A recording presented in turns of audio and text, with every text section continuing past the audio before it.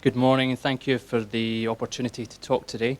As David mentions, the focus of my presentation will be around innovative housing solutions for people with an intellectual disability. So what I would like to try and cover is a quick overview of Minda, our master plan, or the project that we've embarked upon over the last 3 or 4 years, the design philosophy that went behind that, the accommodation choices that we've developed, and as David mentioned, the consultation process we went through, and then just finishing off on where disability housing might end up or what it might look like in the future. So Minda's a not-for-profit organisation. We provide service and support to over 1,700 people with an intellectual disability. We've got a mix of institutional accommodation and community-based accommodation. So we have 250 people that live in community-based accommodation and another 250 that live at our Brighton site, which is a traditional institution. We offer other services such as respite, aged care, day option programs and supported employment. So the organisation as a whole employs 1,300 people, and we've got 350 people that are employed through our supported employment programs. This is just a quick overview of the site. So this is the site that I'm going to focus on in the project that we've developed over the last 3 or 4 years. It's a large site. It's 28 hectares. It is an institutional base. Our head offices are here. We have accommodation, we have day option programs, all located within this site. And some of the challenges, obviously institutional accommodation and institutional settings, I'm sure you all know probably better than me the weaknesses of that. The average age of our residents is 55, so many of them have actually lived on the site for that period of time, and they've got close connections with that site and the area. But at the same time, we had to plan not only for them, but also for the future demographics. We knew that within the next 5, 10, 15 years, the demographics were going to change, and it was going to probably change to a more younger demographic. We had the issue of housing stock and the suitability of it, not only in the institutional setting, but also in our community-based housing as well. They're not fit for purpose. They're not fit for people with an intellectual disability. They're not fit for people with a physical disability. So that was across both portions of our stock. We also had the challenges of access and suitability to private and public housing, which there's been a few questions so far. Access is one in terms of obviously the availability of housing stock. Access from another perspective in the local community area, and access to public transport and access to amenities is another issue. And then access within the building itself. So, and I have to say that this is focused solely in South Australia, that the traditional residential build that isn't fit for purpose. So even if we wanted to go to the private stock, it really wasn't a solution. And similarly with the public housing, it's the same issue. We've got 8 houses that we rent from the South Australian Housing Trust that really don't meet the needs of the individuals that we support. Funding for capital work, so we don't obtain any funding for capital work, so that was a huge challenge. I know that in previous discussions there's been discussion around access to capital. Our challenge wasn't so much access to capital, it was more around how do we pay back the high levels of debt that we would need to incur in order to redevelop the site, especially based on an affordable rental solution. So the payback period was really enormous. And we are owned by an association of approximately 350 people, and their mandate was not to sell the site. So we had a range of issues to work through. So from there, we developed a range of guiding principles that was really focused around deinstitutionalisation, community integration and social inclusion. How could we reverse the integration with the community? We also applied some universal design principles and ageing in place as well. So we had other principles around assistive technology that Astrid spoke about, and also financial sustainability. How could we redevelop the site and cover the risk associated with high levels of debt. The vision that we then generated was around creating a real high quality and integrated community that delivered on person-centred thinking. And that was one of the other guiding principles that the organisation had developed. And before we started this project, the organisation had invested about 5 years worth of research into what's the best model of support, and person-centred thinking was the focus, and that's what we've adopted, but we've also tried to implement that through the housing design as well. Our master plan really looked to reverse integrate, so we looked at ways of bringing the community onto the site. So we looked at your normal residential stock on a rental market, but again the payback period wasn't suitable. So we looked at retirement accommodation that gives you the upfront capital, but also a long-term recurrent revenue stream that we can use to cover the costs of development for our own accommodation, but also then gives us the opportunity to reinvest in new and improved service and also additional accommodation. And it also gave us the opportunity to try and integrate with the community. We were also fortunate with the size of the site that we could open part of the site up to the public, so we've got a clear balance between private and public space so that people that live on the site have got the sense of privacy, but also the opportunity to socialise and integrate with the community in designated areas. So we have a wonderful wetland that's really at the heart of the site and has linkages not only to transport but also to the boardwalk as well. The focus now is really just around precinct planning and housing design. So because we retained ownership of the land, we could actually manage the precinct design as well. So around pedestrian movement and vehicle movement, we've been able to reduce the speed to about 20 k's an hour.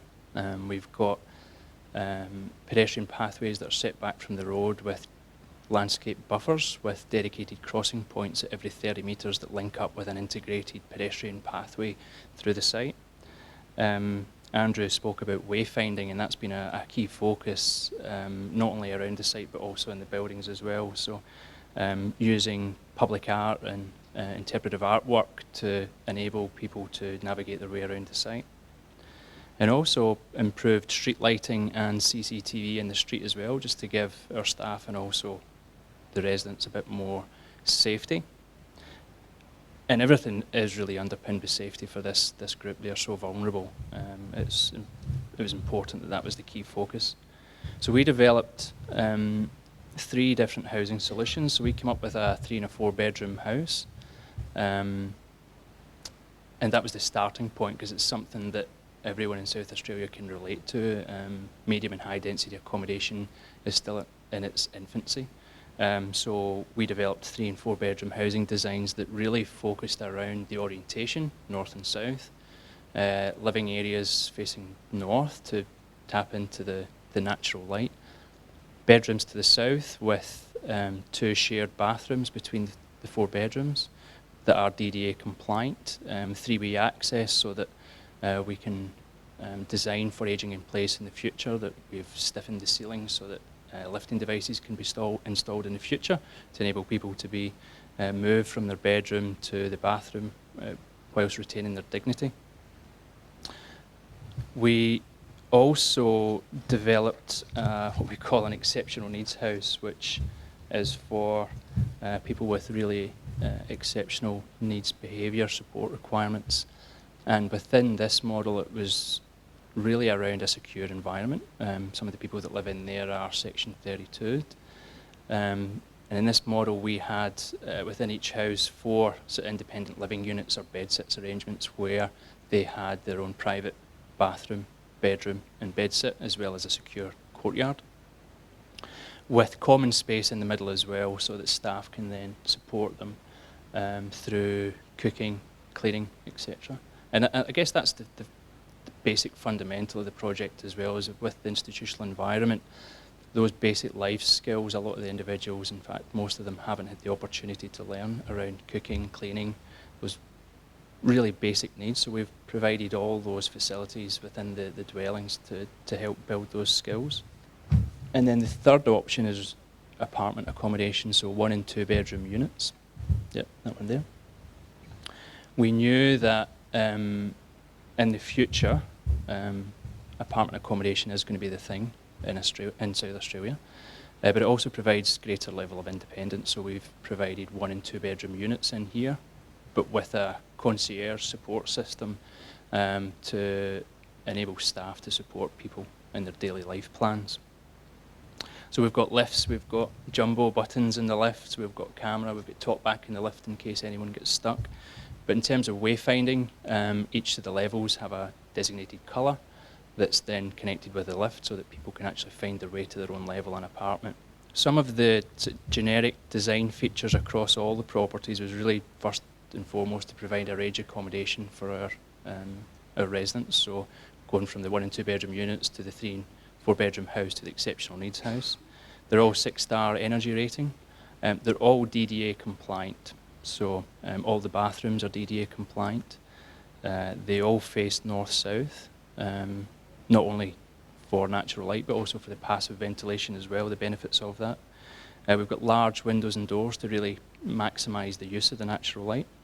There's no steps and no thresholds throughout all the properties, so no steps into dwellings, there's no thresholds at showers or at balcony doors. We've got integrated drains just to provide a seamless finish. We've got wide doors, so all 920 wide doors and wide corridors with turning circles to support people with mobility issues or if they're in a wheelchair. One of the great things we were able to find out of Switzerland was a new floor covering that's called Bolon. It's a woven vinyl, so it moves away from sheet vinyl, which is very clinical and institutional, and looks just like carpet, but has the benefits of your traditional sheet vinyl. It's very expensive, but makes the dwellings look much more homely. Basic things around the positioning of light switches and power points, so reduced height of light switches, raised power points. Door and window hardware, handles that have returns on them that are easy to grip, and the window winders or the jumbo buttons so that people with arthritis or issues with their hands are easy to operate. We also went through the DDA adaptability of the kitchen and the laundry as well, similar to what Astrid had mentioned. We didn't go for the flexible bench tops, but we have designed the joinery that the carcass can be pulled out at the cooktop, the sink, and also at the sink and the laundry. We've got an integrated fridge, and generally the joinery as a whole can be locked if need be, depending on the individual's behaviours or support requirements. In the kitchen, there's very few cupboards, it's all drawers for easy access, there's pull-out pantries.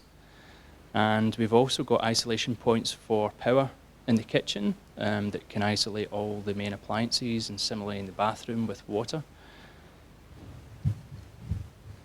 We've also implemented some assistive technology as well, probably not to the extent of Astrid, but really around swipe card access into buildings, because we know that the people we support can't really operate with keys, but it also enables us to track movement as well. We've got an intercom system at the houses and the apartments that not only provide connection to the dwelling itself, but also as a backup to the concierge support system as well. We've got motion detectors through all the bedrooms and apartments, so that if we can sort of passively monitor people's movement, and we can set up support plans that say, for example, if someone's shouldn't be moving around at night, if they move into another area or a bedroom that they shouldn't be, it will set off an alarm and it will go to our concierge system and staff can come and support them. We've got reed switches and doors, and we've also got the talk-back call points as well. Staff will be using the DECT phones and iPhones. We unfortunately couldn't get to the point of the individuals using iPhones just because of the cognitive ability of our residents to use that type of software, but we believe there's a lot more innovative solutions around that assistive technology for people with an intellectual disability. And we also looked at the remote environmental controls through our BMS so that we can manage sort of air conditioning, power, and water. Consultation was a big focus. We've got a large stakeholder group, so we had a really robust governance and committee structure. We had our board, we had a committee, a project control group, various different working groups for our residential properties, retirement and lifestyle, as well as a number of user groups that went underneath that. When we engaged the design team, we made it mandatory that they had to volunteer within a certain area of our business to really give them that sense of what it's like to live in an environment like this with a disability. And that, I have to say, was just such a great lesson learned. We had an EBD, which is Exploration by Design workshop, where over 120 people attended, not only internal stakeholders but also external stakeholders as well, that really helped frame some of those guiding principles for the site before we even started designing. So it took about 9 months before we actually put pen to paper on any designs. We used our self-advocacy group as well as part of a stakeholder group that really helped form some of those guiding principles as well. And public consultation, so we had to open public consultation at the end of the master plan that enabled the local community to get involved as well, which was great. Future of disability housing, I think one of the things I believe is that affordable housing doesn't equal disability housing. Sure, it needs to be affordable from a price point, but the actual form and function of affordable housing doesn't meet the needs. And what we've realised is that the spatial requirements that we need to support a person with an intellectual disability is, in some cases, 50 to 100% greater than what you would find in your typical residential house. So what comes with that is greater capital costs, and also when you look at the DDA compliance work, you sort of move towards non-standard componentry as well, so you pay a premium for it. So our residential dwellings were really classified as a commercial development, so the square metre cost of development increases as well. So how do we bridge that gap, and how do we move toward full community integration? I think the fundamental is having residential stock that can support someone with a physical and or intellectual disability. So in order to do that, certainly in South Australia, the BCA needs to change. The BCA supports DDA in commercial development but not in residential development. So that's a fundamental. And it's something that the UK done probably 10, 15 years ago, was make DDA compliance mandatory in your residential dwelling, so that there's access from the street, there's access to the property, the wider doors, all those kind of benefits, and the circulation space within bathrooms. I think that has to happen.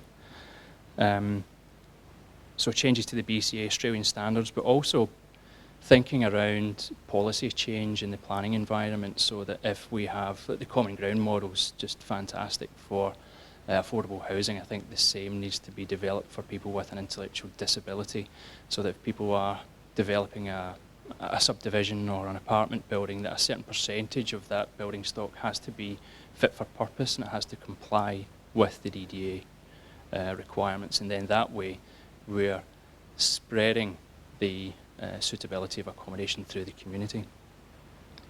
I think we need some clear design guidelines for disability housing. When we started the journey, there really wasn't anything there, and I still don't believe there probably is.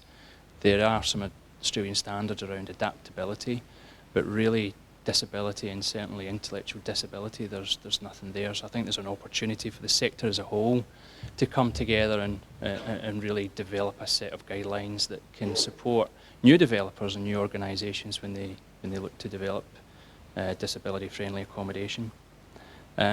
We need to look at innovative ways of construction to reduce the cost of construction, to make it more palatable for organisations like ourselves, but also for the private real estate market as well, to actually afford to build these types of accommodation. And how do you bridge the gap between an affordable rent and a really expensive cost to develop? Is there an opportunity for an NRAS equivalent scheme to help bridge that gap? We were fortunate to have NRAS in our stage 1, which has helped. It hasn't went the full way, but it certainly helped. So I think there has to be some thinking around that, certainly to encourage the private real estate market to get involved in the process. So that's me.